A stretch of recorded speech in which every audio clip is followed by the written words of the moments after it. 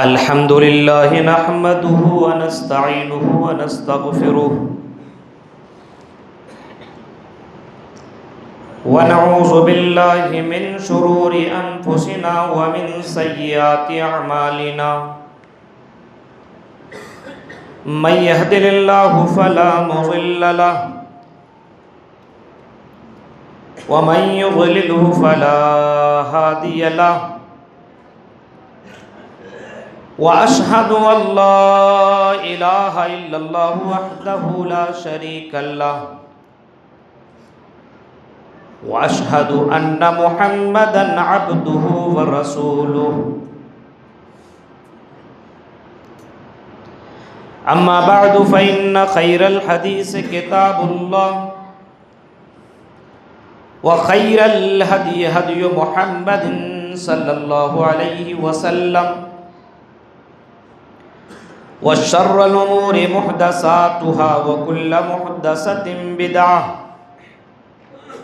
وكل بدعة ضلالة وكل ضلالة في النار. أعوذ بالله من الشيطان الرجيم. بسم الله الرحمن الرحيم.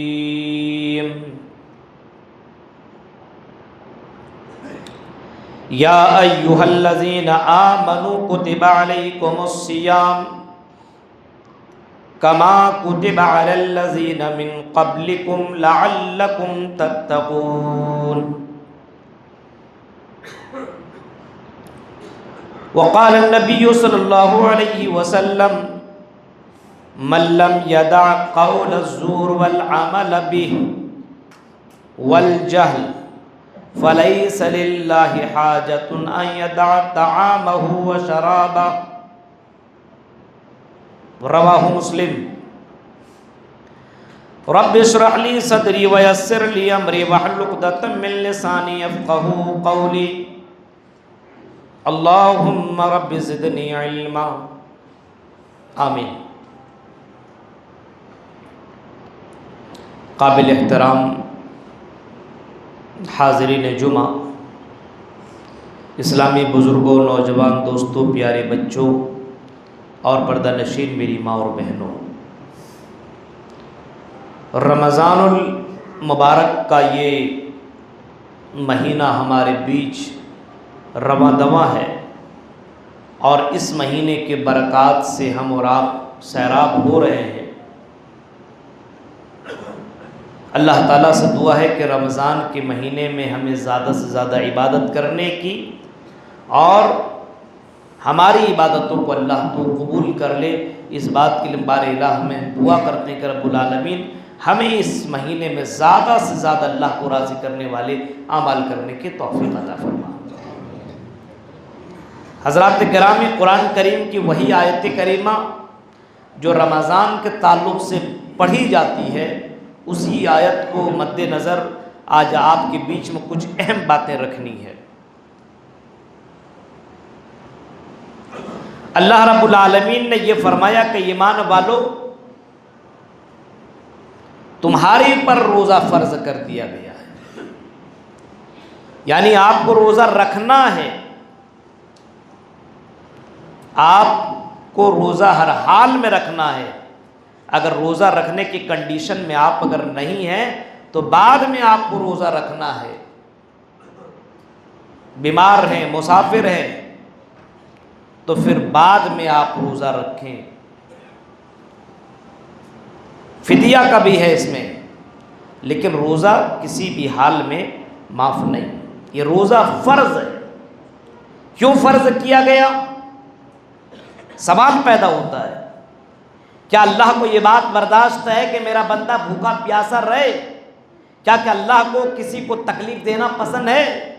جو اللہ اس بات پر خوش ہوتا ہے کہ جانور کے سامنے چھری کو تیز نہ کیا جائے، اس سے چھری کو تکلیف، اس سے جانور کو تکلیف پہنچتی ہے، اس اللہ کو یہ برداشت کیسے ہو سکتا ہے کہ میرا بندہ بھوکا رہے؟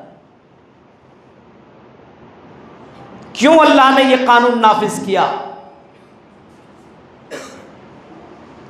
آگے فرمایا لعلکم تتقون، آئے میرے بندو میں نے یہ کام تمہارے لیے اس وجہ سے کیا تاکہ تم متقی بن جاؤ۔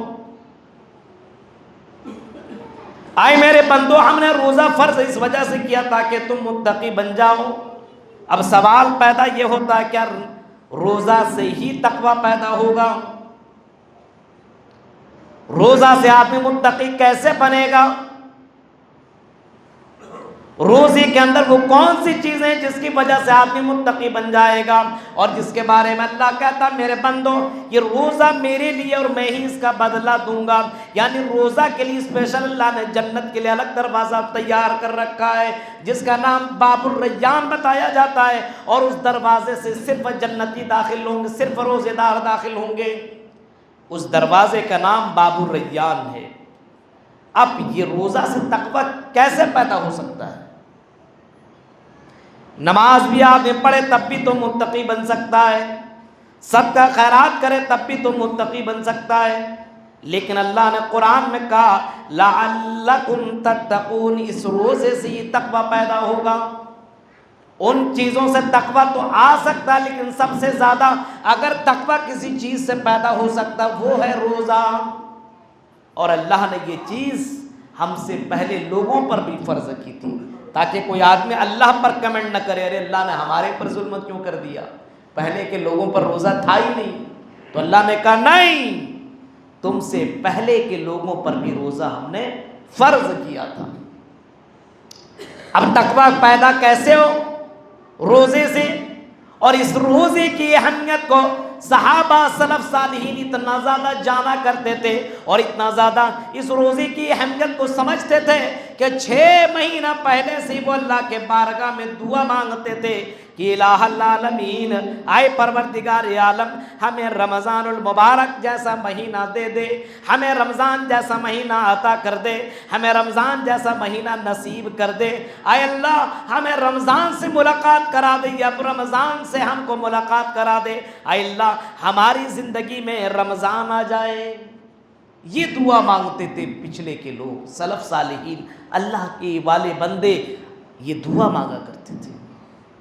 غور کریے وہ رمضان کی اہمیت کو جانتے تھے،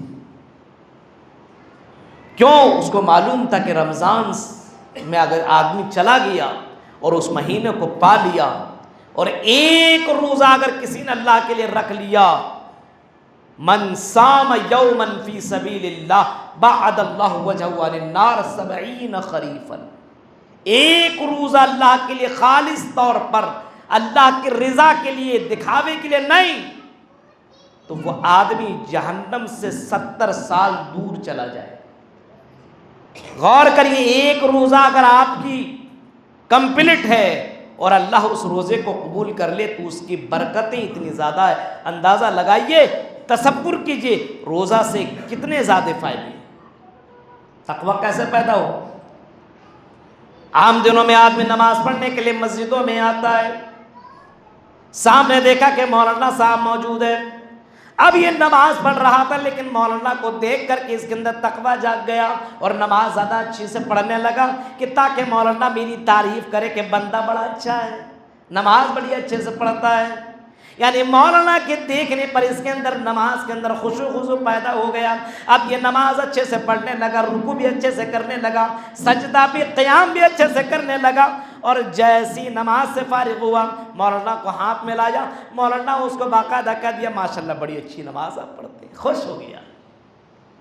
وہ نماز تو اللہ کے لیے پڑھ نہیں رہا تھا، نماز تو وہ بندے کو خوش کرنے کے لیے اور اس عالم کے نظر میں اچھا بننے کے لیے کر رہا تھا، اس وجہ سے اللہ کو یہ نماز پسند نہیں ہے، یہ نماز اس کے منہ پر مار دی جائے گی۔ اب روزے کے اندر مان لو صدقہ خیرات، آدمی صدقہ دینے والا ہو، خیرات کرنے والا ہو، اور اگر صدقہ خیرات بندہ کر رہا ہو اور کسی محفل کے اندر کوئی آدمی اللہ کے راہ میں خرچ کرتا ہو، ہاں، اور اس کے اندر یہ پیدا ہو کہ سماج کے اندر مجھے یہ سمجھ لیں لوگ سب سے زیادہ صدقہ دینے والا میں ہوں، اگر نیت میں یہ ہو اور اس وجہ سے وہ خرچ کر رہا ہو تو یہ صدقہ بھی اس کے منہ پر مار دیا جائے۔ لیکن روزے کے اندر یہ چیزیں پیدا نہیں ہو سکتی۔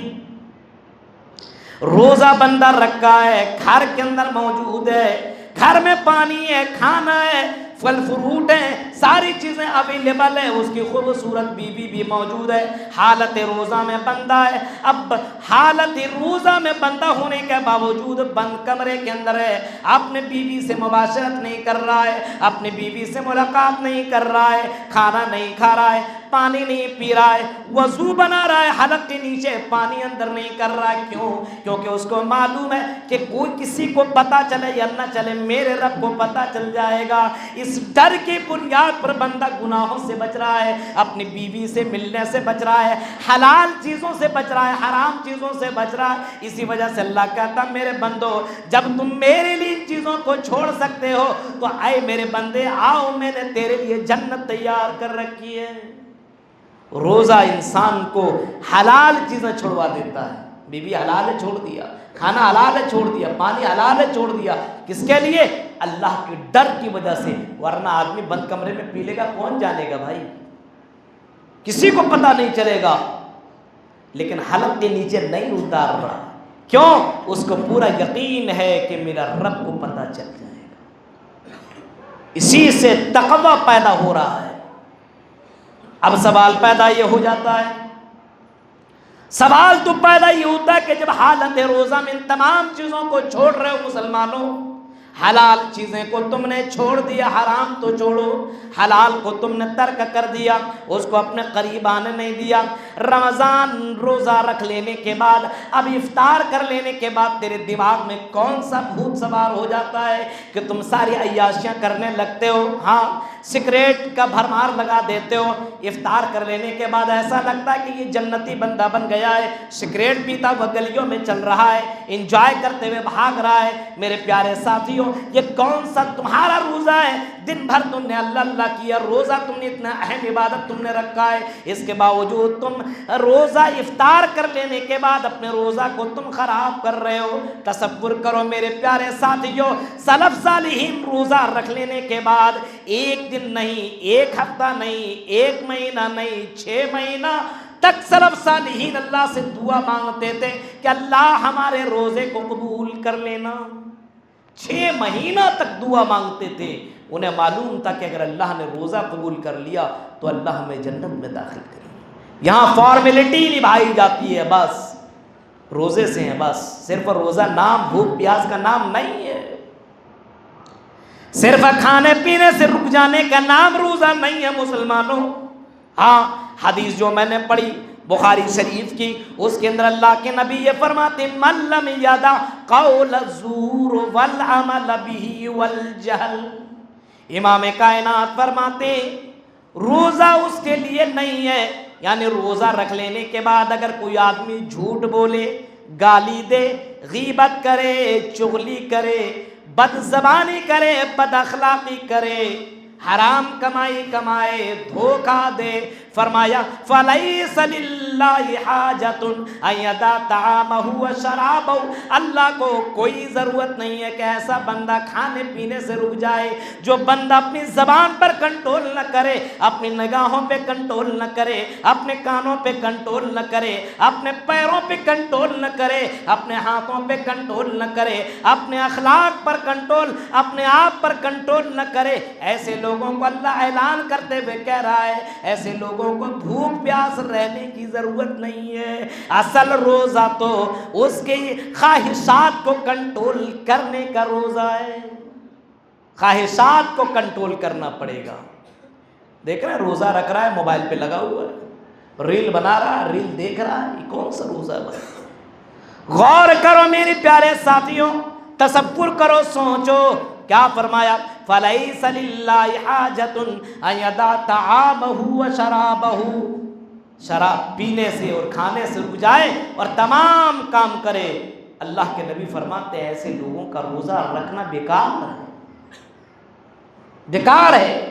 اسی وجہ سے اللہ کے نبی صلی اللہ علیہ وسلم نے ایک مرتبہ اعلان کیا اور فرمایا سنو، جب رمضان کا مہینہ آتا ہے تو اللہ کا آفر اسٹارٹ ہو جاتا ہے، اللہ اپنے بندوں کے لیے نیک بندوں کے لیے آفر اسٹارٹ کر دیتا ہے اور تمام مومنین کے لیے، مسلمانوں کے لیے اعلان ہو جاتا ہے، اے لوگوں آج سے جنت کے دروازے کو اللہ نے کھول دیا، جہنم کی تمام دروازوں کو اللہ نے بند کر دیا ہے۔ اور ایک اعلان کرنے والا کہتا ہے یا باغی الخیر، اے نیکی کرنے والے، اے صدقہ کرنے والے، اے زکوٰۃ دینے والے، اے نماز پڑھنے والے، روزہ رکھنے والے، تلاوت کرنے والے، ذرا جم کی تلاوت کر لے، جم کی عبادت کر لے۔ ارے آج ہمارے مسلمانوں کا حال یہ ہے کہ وہ نہ وہ تراویح کی نماز میں 1 گھنٹے تک وہ عبادت کر پا رہا ہے، نہ پھر وہ قرآن کی تلاوت کر پا رہا ہے، نہ میرے بھائی اور رات میں اٹھ کر کے اللہ کے سامنے گڑ گڑا رہا ہے۔ یہ کوئی کام بندہ نہیں کر رہا ہے، یہ سارا آفر اللہ اعلان کر کے کہتا ہے آئے میرے بندے کھڑے ہو جا، اس مہینے کو ضائع مت ہونے دے، اس مہینے کو برباد مت ہونے دے، اس مہینے کے اندر اللہ کو راضی کر لے، نیکیاں جمع کر لے، جنت کنفرم کر لے، جہنم سے اپنے آپ کو آزادی دلا لے، کیونکہ تیری زندگی میں یہ مہینہ ملا ہے، پتہ نہیں آئندہ سال تم رمضان تک زندہ رہو یا نہ رہو، کون کہہ سکتا ہے۔ تمہاری اسی ٹانڈا بریلی کے اندر بہت سے لوگ پچھلے سال تھے، آج وہ اس دنیا میں موجود نہیں، اپنی قبر کے اندر موجود ہیں، بڑے پیسے والے تھے، ان کی اشاروں پہ لوگ ناچا کرتے تھے، ان کے ایک حکم پہ لوگ کام کیا کرتے تھے، آج وہ اپنی قبر کے اندر مدفون ہے، کوئی اس کو سننے والا، کوئی جاننے والا، کوئی بات کرنے والا، اس کے حال چال پتہ کرنے والا کوئی نہیں ہے، کوئی نہیں جانتا کہ آئندہ رمضان تک تم زندہ رہو گے۔ اسی وجہ سے فرمایا ہلم آؤ، دوڑتے ہوئے آؤ، تھوڑا کم کر دو، عبادتوں میں بڑھ جاؤ۔ ہاں میرے بھائیوں، اس نبی کا حال تو دیکھو جس نبی کے سارے گناہ کو اللہ نے معاف کر دیا تھا، ہاں جس نبی کے سارے گناہ کو اللہ نے معاف کر دیا تھا، حوض کوثر کا مالک جو نبی ہے، سب سے پہلے میرے بھائیوں جنت کے اندر جناب محمد رسول اللہ داخل ہو رہے ہیں، یہ اعلان بھی اللہ کے نبی کہتے ہیں کہ جنت کا دروازہ سب سے پہلے میں کھولوں گا۔ اس نبی کا حال ہے کہ رمضان کے مہینے میں قرآن وہ نبی 2 مرتبہ پڑھ رہے ہیں، 2 مرتبہ ختم کر رہے ہیں، 2 مرتبہ قرآن کی تلاوت کر رہے ہیں، اور باقاعدہ صحابہ سے کہتے ہیں اے صحابی میرے سامنے قرآن پڑھو، میں بھی قرآن سنوں۔ اس نبی کا حال یہ، اس نبی کا حال یہ میرے بھائیوں، حدیث بخاری کے اندر موجود ہے کہ نبی اکرم رمضان کے مہینے میں تیز تند ہوا کے مانندہ، تیز تند ہوا کے مانند اپنے مال کو اللہ کے راہ میں لٹا دیا کرتے تھے۔ میرے پیارے ساتھیوں، نبی کا یہ عالم ہے، تصور کرو جو نبی بخشائے ہوئے، جن کے گناہ معاف ہے، معصوم عن الخطا ہے، اس نبی کا یہ حال ہے، اور ہمارے گناہ کا ابھی تو کوئی پتہ ہی نہیں ہے کہ اللہ نے معاف کیا کہ نہیں کیا ہے، لیکن اس کے باوجود ہم گناہ میں زیادہ آ گئے ہیں اور رمضان کی قدر نہیں کر رہے ہیں، رمضان میں عبادتیں کم کر رہے ہیں۔ اور آگے اعلان کرنے والا کہتا وباغی الشر، اے برائی کرنے والے، اے چوری کرنے والے، ڈکیتی کرنے والے، زنا کرنے والے، دھوکہ دینے والے، غلط بات بولنے والے، چغلی کرنے والے، اپنے آپ کو روک لی اس مہینے۔ صحیح بخاری کے اندر روک لے، کنٹرول ہی تو روزہ ہے۔ اصل روزہ کا مطلب ہے کنٹرول، اگر آپ کے اندر کنٹرول نہیں ہے روزہ بیکار ہے۔ صبر ہی روزہ کے ایک نام صبر، صبر کا مطلب ہوتا ہے کنٹرول کرنا، آپ کنٹرول ہی نہیں کر پا رہے، بھوک اور پیاس کو آپ نے کنٹرول کر لیا، آپ کی زبان ویسی ہی چل رہی ہے، آنکھیں آپ کی وہی گناہیں کر رہی ہیں، کان سے وہی سب چیزیں سن رہے ہیں، پیروں سے انہی جگہوں پہ آپ جا رہے ہو، تو میرے پیارے ساتھی کنٹرول ہے کہاں آپ کا؟ ایک اللہ کے لیے سگریٹ نہیں چھوڑ سکتے، حرام چیزیں ترک نہیں کر سکتے۔ غور کرو میرے پیارے ساتھیوں، سوچئے روزہ آیا ہے مسلمانوں کو متقی بنانے کے لیے، تقوی ان کے اندر پیدا کرنے کے لیے۔ اللہ کے نبی صلی اللہ علیہ وسلم کیا فرماتے ہیں؟ بڑی پیاری حدیث اللہ کے نبی نے فرمایا من ادرک رمضان، جس نے رمضان کا مہینہ پایا۔ آپ منبر پہ کھڑے ہو کر کے آپ اعلان کر رہے ہیں کہ لوگوں سنو، میرے پاس جبرائیل امین آئے اور جبرائیل امین نے کہا من ادرک رمضان فلم یغفر لہ، جس نے رمضان کا مہینہ پایا اور اس نے اپنے گناہوں کی معافی مانگ نہ سکا، اپنے گناہوں کو دھلوا نہ سکا، اللہ کو راضی کر نہ سکا، جنت کنفرم نہ کر سکا، تو اللہ کے نبی کہتے ہیں، جبرائیل امین کہتے ہیں وہ برباد ہو جائے، وہ بڑا بد نصیب ہے۔ امام کائنات کہتے ہیں کہ میں نے اس کی آمین پی آمین کہا ہے۔ رمضان مل جانے کے بعد اگر آدمی اپنے آپ کو گناہوں سے بچا نہ سکے، جنت حاصل نہ کر سکے، تو میرے بھائی اس سے بڑھ کر کے بد نصیب کوئی نہیں۔ اس رمضان کے مہینے میں بہت سارے کام کرنے کو ہوتے ہیں، بہت کام آپ کو کرنا ہے۔ رمضان کے مہینے میں صرف روزہ ہی نہیں ہے، روزہ انسان کے جسمانی چیزوں کو اللہ پاک کرتا ہے، کنٹرول آپ نے کر لیا جسمانی طور پر۔ روح کو پاک کرنے کے لیے آپ کو تلاوت کرنی ہے، روح کو پاک کرنے کے لیے آپ کو توبہ استغفار کرنا ہے میرے بھائیوں۔ اور آپ کو معلوم ہے ناپاک لوگ جنت میں نہیں جائیں گے، پاک لوگ جنت میں جائیں گے، اور اللہ پاک لوگوں کو پسند کرتا ہے، پاک لوگوں کو پسند کرتا ہے۔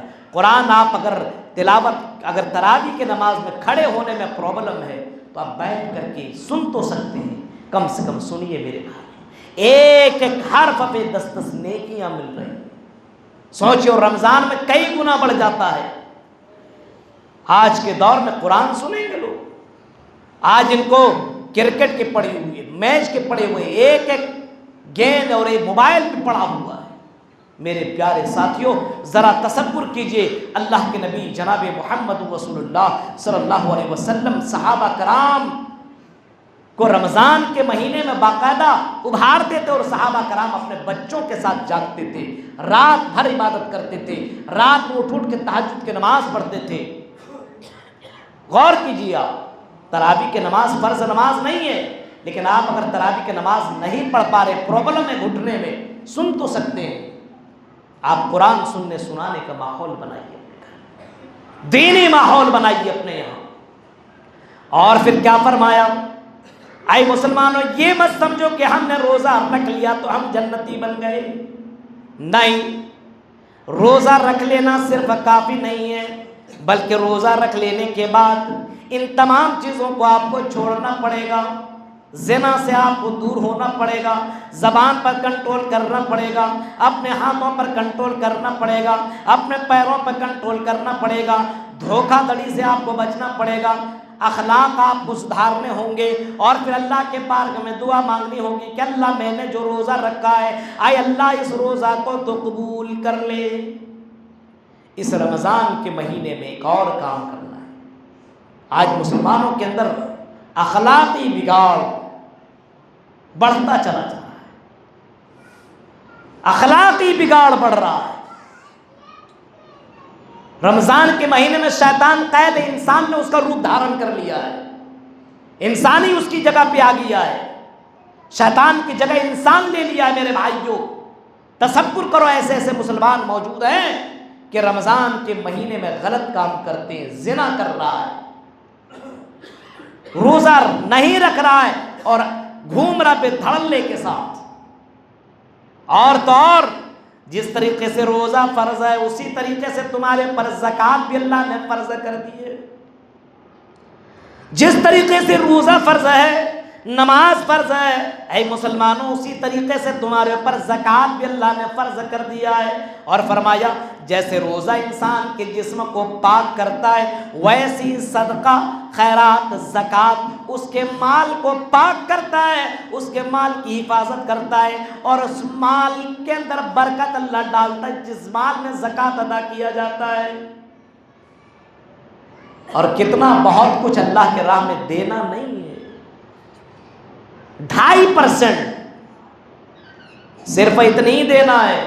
اب 2.5% میں بھی ٹول مٹول، بہانہ بازی، اپنا دماغ لگا کر کے کسی طریقے سے بچا جائے۔ میرے بھائیوں اللہ دلوں کو دیکھتا ہے، اللہ عمل کو دیکھتا ہے، اللہ تو تیری نیت کو جانتا ہے۔ بہانہ باز لوگ پیدا ہو گئے، سننے میں آیا کہ کچھ لوگ باقاعدہ یہ سوچ رہا ہے کہ ہمارے پاس سونا اتنا ہے تو اس کا زکوٰۃ کتنا نکلے گا، کہ ہم واپس بیچنے جائیں گے تو 15% کٹ جائے گا تو 85% کا ہی وہ زکوٰۃ نکال رہا ہے۔ یہ شیطانی وسوسے ہیں، یاد رکھیے اس جملے کو، اللہ کی قسم یہ بہانہ بازی ہے اور اللہ کے ساتھ دھوکہ دڑی ہے۔ اسی طریقے سے معاملہ ہو رہا ہے، یہ شیطان دل و دماغ میں ڈال کر کے آپ کو جہنم میں لے جانے کی کوشش کر رہا ہے۔ بنی اسرائیل کا واقعہ آپ نے سنا ہے، بنی اسرائیل میں ایک بستی تھی، ایک دم سمندر کے کنارے بستی بسا کرتی تھی، اور ان لوگوں کو اللہ نے آزمانے کے لیے ان لوگوں پر سنیچر کے دن مچھلی کا شکار حرام کر دیا۔ نہیں کر سکتے ہو سنیچر کے دن تم شکار، اتوار سوموار منگل بدھ جمعرات جمعہ جب چاہو شکار کرو، دن رات کوئی مطلب نہیں ہے، لیکن سنیچر کے دن آپ شکار نہیں کر سکتے۔ قرآن میں یہ آیت موجود ہے، وَسَلُّمْ عَنِ الْقَرْيَةِ الَّتِي كَانَتْ حَاضِرَةَ الْبَحْرِ، سنیے گا، منع کر دیا کہ تم سنیچر کو شکار نہیں کر سکتے۔ اب یہ لوگ اتوار کو شکار کرنے جاتے تھے تو مچھلی نہیں آتی تھی، نہیں شکار ہو پاتی تھی۔ اتوار سوموار منگل بدھ جمعرات یہ تمام دن میں شکار بہت کم ہوتے تھے، مچھلیاں اندر کو چلی جاتی تھی، اللہ کی طرف سے آزمائش آئی ہوئی تھی۔ ان لوگوں نے کیا کیا، سنیچر کو دیکھا مچھلیاں بالکل قریب قریب آ رہی ہیں، پیروں کے پاس منڈلاتی تھی مچھلیاں، کنٹرول نہیں ہوا رہے یار، کوئی نہ کوئی طریقہ ڈھونڈتے ہیں۔ آج کل جانتے ہو نا، حلال کرنے کے راستے بہت ہیں، حلال کرنے کے راستے ایک سے ایک طریقے لوگ ڈھونڈ لیتے ہیں اپنے طریقے سے۔ ان لوگوں نے اپنا طریقہ یوز کیا، کیسے اس کو حلال کیا جائے، کس طریقے سے حلال لو، دماغ لگایا، اور ان لوگوں نے سنیچر کے دن شکار نہیں کرتے تھے، بلکہ ایک دن پہلے اس میں نالی بنا دی اور بڑے بڑے گڈھے بنا دیے، نالی سے پانی بہ کر کے گڈھے میں، اور پھر وہاں مچھلیاں آتی تھی، پھر واپس چل جاتی تھی۔ سنیچر کے دن وہ ساری مچھلیاں گڈھوں میں بھر جاتی تھی، اور اس دن شکار نہیں کرتے تھے۔ شام کے وقت جب مچھلیاں جانے والی ہوتی تھی سمندر کی طرف تو اس نالی کو بند کر دیتے تھے، اور اتوار کے دن شکار کرتے تھے، اور کہتے تھے ہم بڑے اللہ والے ہیں، ہم کہاں سنیچر کے دن شکار کر رہے ہیں، ہم تو اتوار کے دن کر رہے ہیں، ہم تو اتوار کے دن کر رہے ہیں، سنیچر کو نہیں کر رہے۔ مچھلیوں کا شکار اصل میں سنیچر کے دن ہو رہا تھا، وہ راستہ اس نے بند کر دیا جس کی وجہ سے مچھلیاں جا نہیں پاتی تھی، گویا کہ سنیچر کو شکار کر رہے تھے لیکن اللہ کو دھوکہ دے رہے تھے۔ اے مسلمانوں، اللہ کو دھوکہ مت دو، اللہ تیرے دلوں کو جانتا ہے۔ کئی لوگوں نے منع کیا ایسا مت کرو، اور کچھ لوگ چپ چاپ رہے، کر رہا کرنے تو یار، ٹھیک تو ہے، کیا مسئلہ ہے۔ اللہ نے ان لوگوں کو عذاب کی شکل میں، جو لوگ یہ کام کر رہے تھے، ان کو سور اور بندر بنا دیا۔ جو لوگ منع بھی نہیں کر رہے تھے ان کو بھی سور اور بندر بنا دیا۔ غور کرو میرے پیارے ساتھیو، اللہ کے قانون میں ہیرا پھیری اللہ کو برداشت نہیں ہے۔ تم اللہ کے قانون کے ساتھ کھلواڑ کر رہے ہو، ہاں سونا خرید رہے ہو، چاندی خرید رہے ہو، مال جمع کر رہے ہو، یہ بڑی اچھی بات ہے۔ ارے عثمان بن عفان کی زندگی پڑھیں گے، اسی مال کی بنیاد پر تو اللہ نے اس کو جنتی بنا دیا۔ اللہ کے نبی فرماتے ہیں، اے عثمان لا ذر عثمان، اے عثمان تو نے اپنا مال اللہ کے راہ میں اتنا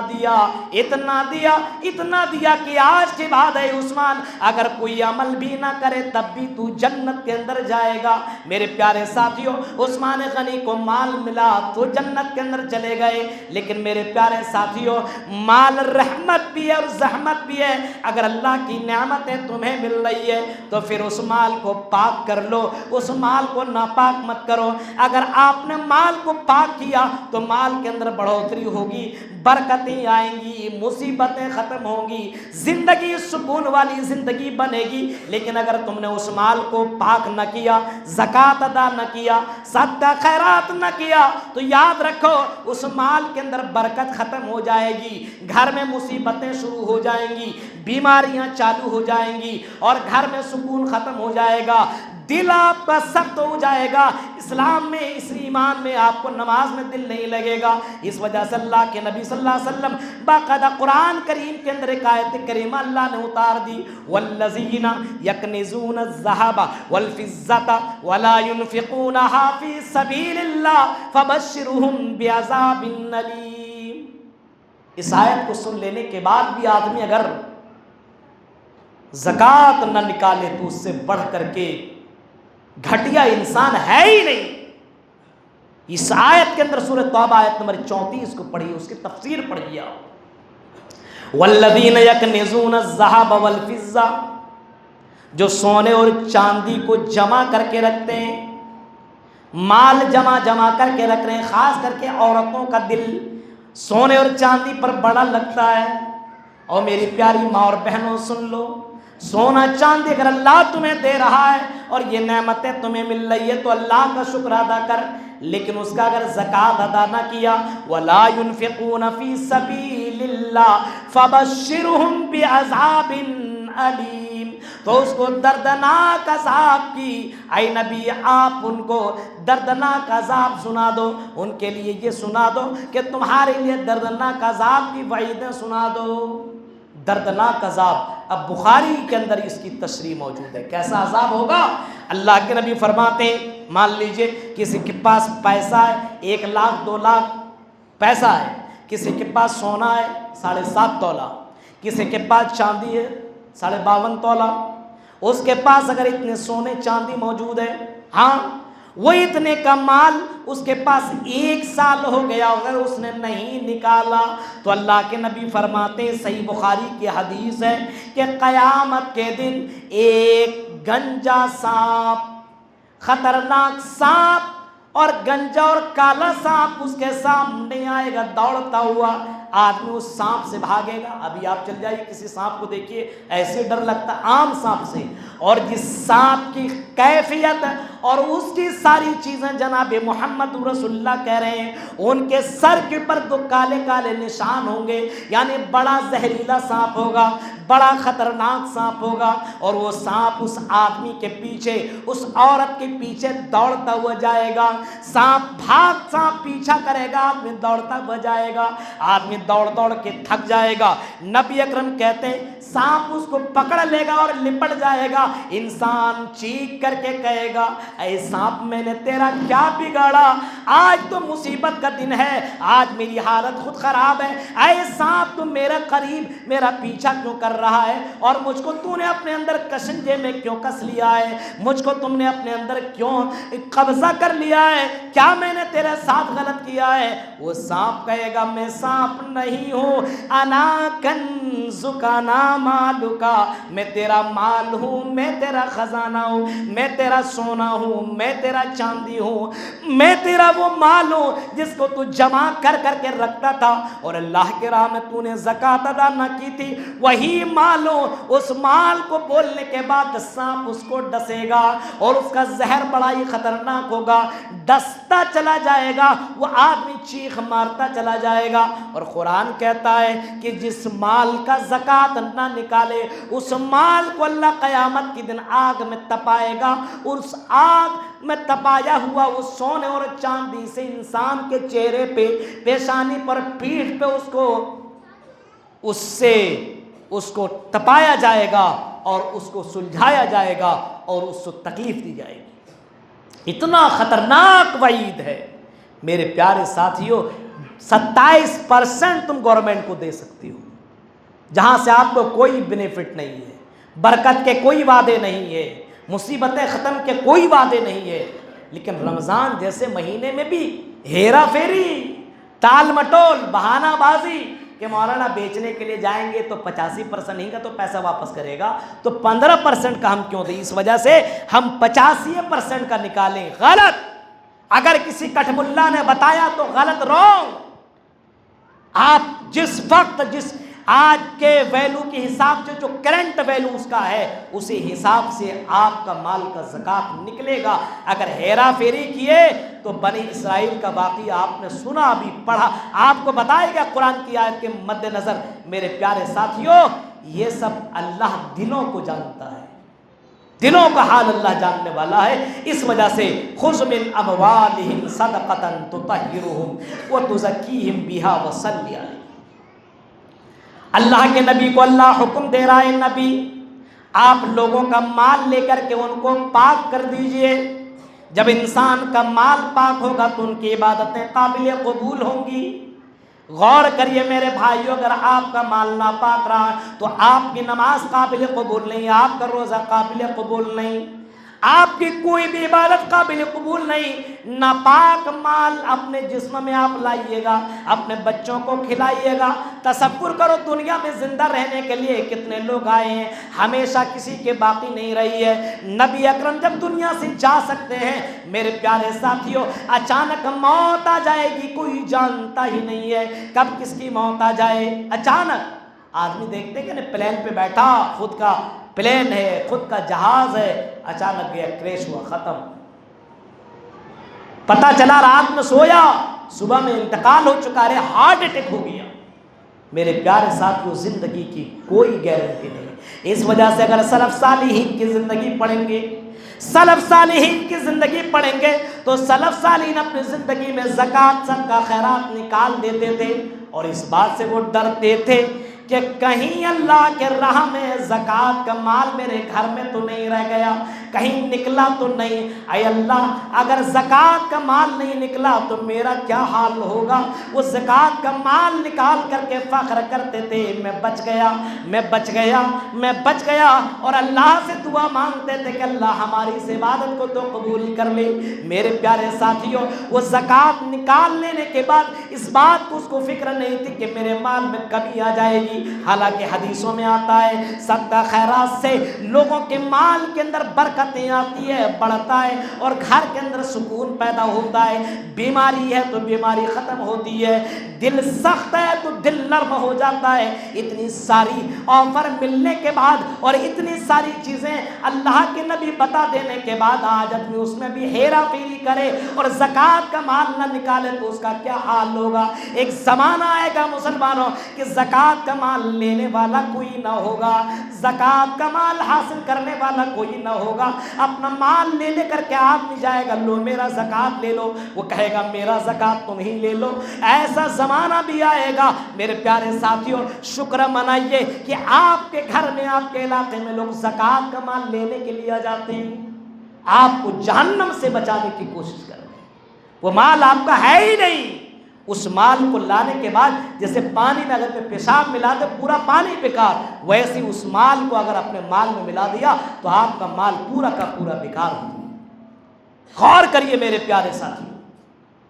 تو یہ مہینہ لوگوں کو متقی بنانے کے لیے آیا ہے. روزہ رکھنے کے بعد آدمی کے اندر دینداری پیدا نہ ہو، زبان پہ کنٹرول نہ ہو. روزہ رکھ لینے کے بعد چوری کر رہا ہے، سن لو، روزہ رکھ لینے کے بعد ڈکیتی کرنے والوں، چوری کرنے والوں، موبائل میں غلط چیزیں دیکھنے والوں، ہاں موبائل میں لوڈو کھیلنے والوں، فری فائر کھیلنے والوں، اور شارٹ اسکرین اور اسٹیٹس لگانے والوں. آج دیکھیے افطار کر رہا تو اسٹیٹس لگا رہا ہے، اور اسٹیٹس تو چھوڑو، سحری کے وقت گرل فرینڈ کو جگا رہا ہے. یہ حال ہے. یہ تقویٰ کہاں پیدا ہوگا میرے بھائیوں؟ اسی وجہ سے ہمارے روزے کا اثر ہماری زندگی پہ نہیں پڑتا ہے.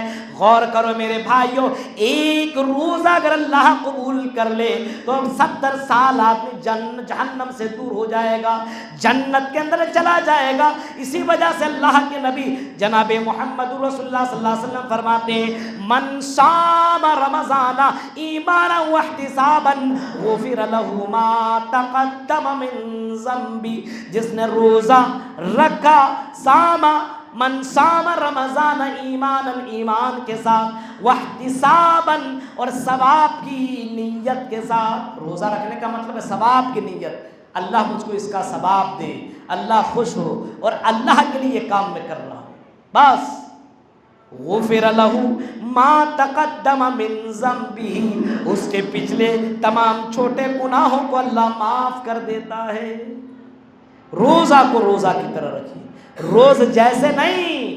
رمضان المبارک کا مہینہ آیا ہے اللہ کا نیک بندہ بنانے کے لیے، متقی بنانے کے لیے.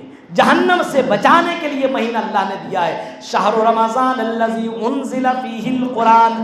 رمضان کے معنی ہی ہوتے ہیں، رمز مطلب ہوتا ہے دھل جانا، ختم کر دینا، نشٹ کر دینا، برباد کر دینا. یعنی یہ روزہ انسان کے گناہوں کو ختم کر دیتا ہے، مٹا دیتا، برباد کر دیتا ہے. لیکن شرط یہی ہے، صرف زبان اور پیٹ کو نہ روکا جائے، پانی اور بھوک سے نہیں، بلکہ آپ کو ہر برائی سے رکنا پڑے، خواہشات کو کنٹرول کرنا ہوگا میرے بھائی.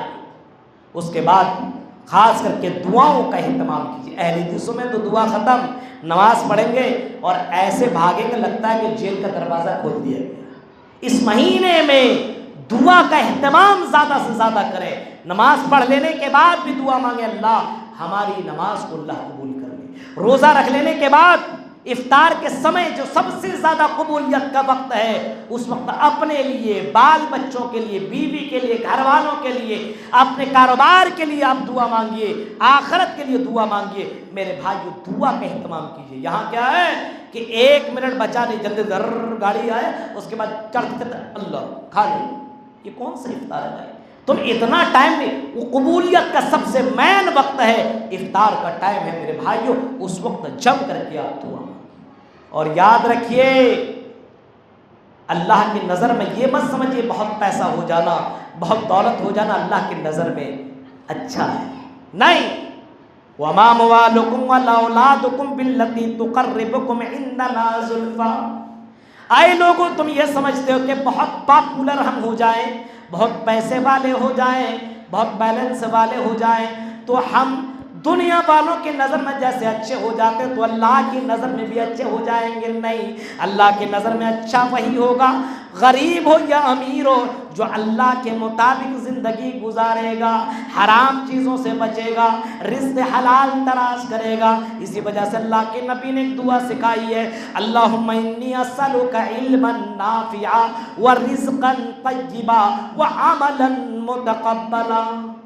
یہ دعا آپ نے سکھائی ہے کہ اللہ سے دعا مانگیے کہ اللہ اسألک علما نافعا، نافع علم ہمیں عطا کر، ورزقا طیبا، پاک روزی دے. نبیوں کو حکم ہوا کلو، اے میرے بندو پاک روزی کھاؤ، پاک روزی کوشش کریے، پاک مال کو پاک کریے گا تب وہ روزی آپ کی پاک ہوگی، ورنہ وہ مال آپ کا پاک نہیں ہو سکتا ہے. میرے پیارے ساتھیوں، ابھی رمضان کا ایک ہی ہفتہ، ایک ہی عشرہ تو گزرا ہے، ابھی 2 عشرے باقی ہیں. جن لوگوں کے اندر تھوڑی موڑی، اگر آپ کے اندر ٹال مٹول ہے، تھوڑی سی بہانہ بازی کوئی بتاتا ہے، کوئی کٹ ملا وغیرہ، تو ان کے باتوں کو ختم کیجیے. اور خاص کر کے عورتوں سے گزارش ہے، میری ماں اور بہنوں سے، کہ آپ سونا چاندی سے بڑی محبت کرتے ہو. ہم اپنے جسم کے اندر آج اس آگ کو ہم چھو نہیں سکتے ہیں، اس جہنم کے آگ میں اسی سونا چاندی اور مال کو تپایا جائے گا اور اسی سے بندے کو جسم پر لگایا جائے گا. میرے بھائیو بتائیے کیسے برداشت کر سکتا آدمی؟ اس وجہ سے ان چیزوں پہ خیال کیا جائے. رب العالمین سے دعا ہے کہ بارے اللہ جو باتیں بتائی گئی ہے رمضان کے تعلق سے، ان باتوں کے پر کہنے والے کو، سننے والے کو اللہ سب کو عمل کرنے کی توفیق عطا فرما. الہ العالمین ہمیں اس دنیا سے زیادہ آخرت کی فکر کرنے کی توفیق عطا فرما، اس قبر کی فکر کرنے کی توفیق عطا فرما جہاں نہ بیٹا، نہ بیٹی، نہ بھائی، نہ بہن، نہ ماں، نہ باپ، نہ رشتہ دار، کوئی ساتھ دینے والا نہیں، صرف انسان کا عمل وہاں کام آئے گا. اس قبر کے بارے میں سوچو. اللہ کے نبی نے کبھی فرمایا تھا اکثروا ذکر حازم اللذات، اے لوگو لذتوں کو ختم کرنے والی چیز کو زیادہ سے زیادہ یاد کرو. صحابہ کہتے اللہ کے نبی وہ لذتوں کو ختم کرنے والی چیز کیا ہے؟ آپ نے فرمایا الموت، اپنی موت کو تم یاد کر لو. انجوائے کرنے والوں، مستی کرنے والوں، غلط کام کرنے والوں، سگریٹ اور بیڑی پینے والوں اور شراب پینے والوں، سوچ لو، غور کرو. اللہ کے نبی فرماتے ہیں موت یاد کر لو، موت لذتوں کو ختم کر دیتی ہے. آپ کا باڈی جو اتنا اچھا سندر اور ہینڈسم آپ دکھ رہے ہیں، اس قبر کے اندر جائیں گے 24 گھنٹے میں آپ کی پوری ہر طریقے سے وہ چینج ہو جائے گی، بدل جائے گی، وہاں کا کیڑا مکوڑا کا کھانا بن جائیے گا۔ کبھی آپ نے سوچا اس قبر کے بارے میں؟ میرے پیارے ساتھیوں، رمضان کا مہینہ ہے، اپنی آخرت کو کنفرم کر لیجئے، جنت کنفرم کیجئے، جہنم سے بچ گیا سب سے بڑا کامیاب آدمی، سب سے امیر آدمی وہی ہے۔ اس وجہ سے رزق حرام مت کمائیے اور اپنے گھر کے اندر زکوٰۃ کا مال مت رکھیے، ورنہ وہ آپ کے لیے وہ 10% کے چکر میں 1-2 لاکھ چلا جائے گا، پتہ ہی نہیں چلے گا۔ میرے بھائیوں، یہ چند اہم باتیں تھیں۔ اللہ تعالیٰ سے دعا ہے کہ رب العالمین اس رمضان کے مہینے میں اپنے آپ کے اندر محاسبہ کرنے کی، اپنے آپ کو بدلنے کی اللہ ہمیں توفیق عطا فرمائے۔ رب العالمین جو لوگ روزہ رکھ رہے ہیں اللہ سب کے روزے کو اللہ کو قبول عطا فرما، جو بیمار ہیں اللہ انہیں شفاء کاملہ عاجلہ نصیب عطا فرما۔ اے اللہ، جن کے گھر میں بچیاں موجود ہیں، رشتہ نہیں لگ رہا ہے، اللہ ان کو دیندار گھرانے میں اللہ رشتہ عطا فرما۔ رب العالمین ہمیں رسم و رواج سے بچا لے۔ رب العالمین جو لوگ مر چکے ہیں، جن کے ماں باپ قبروں کے اندر مدفون ہیں، اللہ ان کے قبر کو اللہ جنت کے نور سے منور کر دے، ان کے گناہوں کو تو اللہ تو بخش دے۔ اللہ جو کاروباری لوگ ہیں اللہ ان کے کاروبار میں برکت عطا فرما۔ اللہ ہمیں اسلام کو فالو کرنے کی توفیق عطا فرما، اسلام کے قانون کو ہمیں اپنے اندر لاگو کرنے کی توفیق عطا فرما، اپنے بچوں کو دیندار بنانے کی اللہ ہمیں توفیق عطا فرما، آپس میں اتحاد اتفاق کے ساتھ زندگی گزارنے کی توفیق عطا فرما، ایک دوسرے کے لیے ہمیں آئینہ بننے کی اللہ توفیق عطا فرما، ہمیں غیبت چغلی اور ان تمام برائیوں سے اللہ تو بچا لے۔ رب العالمین جب ہماری موت ہو ایمان کی حالت میں موت ہو، آمین۔ وآخر دعوانا ان الحمد للہ رب العالمین۔